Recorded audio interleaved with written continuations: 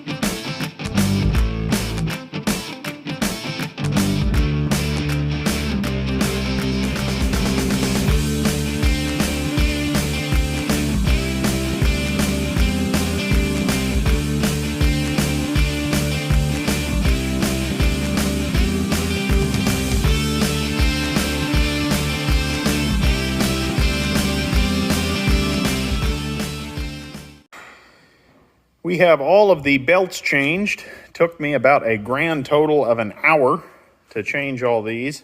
I had to pull this. It's the unloader auger carrier shaft. And I found a bad bearing right here. Pretty growly. It's loose. And then this, I have never seen the bearing seal extruded itself out and actually cut the lock collar. That is pretty impressive. Did not think that would be possible for something like that to happen. Me being a New Holland fanboy, I saw that this shear bolt is loose slightly, and I was looking up and I looked back here and I said, oh, we've got us a loose bolt here. No, that is 5 additional shear bolts right on the combine, right next to where you need them. That is just cool. Don't know if John Deere, Case IH, and all them are doing that. I'm sure they are, but just a little bitty nugget of information. Continuing my rant, I changed every belt on this combine with a 3/4 ratcheting wrench. I did grab my impact to zip that one on the main motor drive belt there because I had a long way to go and I could get it in there, but changed every belt within an hour with one tool. That is pretty awesome. I hate to say it, but as much as I love the old Massey Fergusons, they have been outclassed by the modern equipment. Reason for changing the belts, this was the straw chopper belt. You do not want that puppy plugging. Could have ran it longer. It's a banded belt, but this is cheap maintenance. We've always said that on the channel. Easy peasy, nothing to it. We are going to leave that belt alone. Looked at it, looks pretty decent. Might bite us in the butt. You guys will get to see.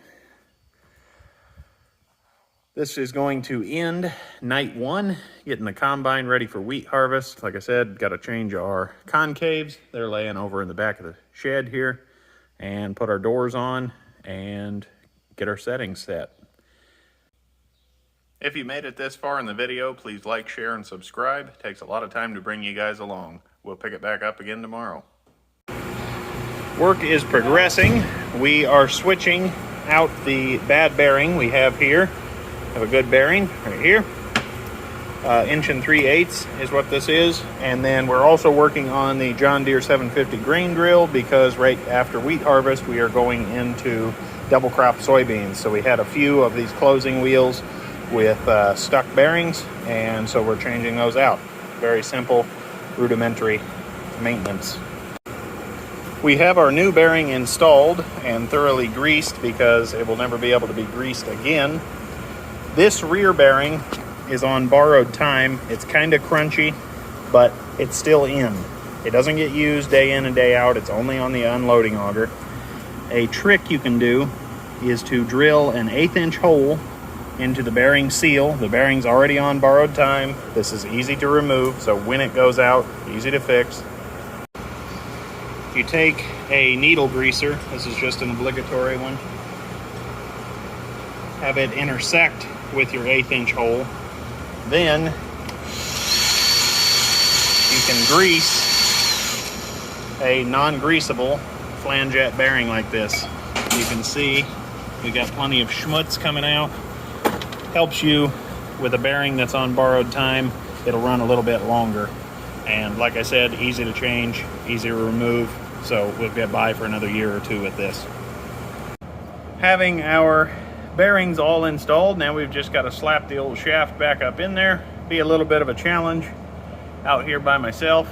Charlie has finished up all the concaves, all the doors are installed, and so I'm going to tackle this while he's cooling off in the house for a little while. Go ahead and roll the time lapse.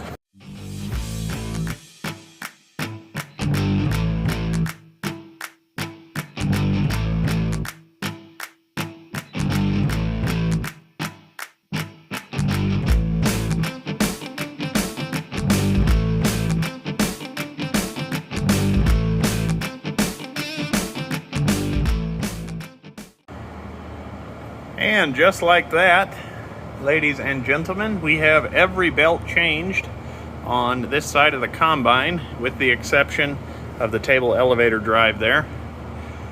But we looked at it, looks to be good. I would say the total time to change all of these belts was about 2 hours, and that was including putting on that new bearing. This modern equipment really takes care of a guy in the maintenance department. That was awesome. Ladies and gentlemen, I believe us to be field ready. It's always kind of a laughable statement. I don't think you're ever quite field ready. We've got our head on. We've pinned it up rigid. Header's all hooked up. Still an annoyance. This sickle bar drive will not take grease. It never has. Not sure that it ever will. We've got a couple new ones on order, but they're not here today. Nor do I think it's necessary to change them till they're really out. But I also like to do things in the shop. So, the goal was to be cutting wheat with this puppy, but sadly, Charlie broke his arm. So, we are going to use the CR920 one more time. We did about 200 feet in the field, and we're a little bit high on moisture, so we're going to do a moisture test tomorrow to see where we're at. I'm going to wrap up this episode of getting the combine ready right here. I'd like to thank everyone for watching. Please like, share, and subscribe for more, and we will be combining in the next episode. See you next time.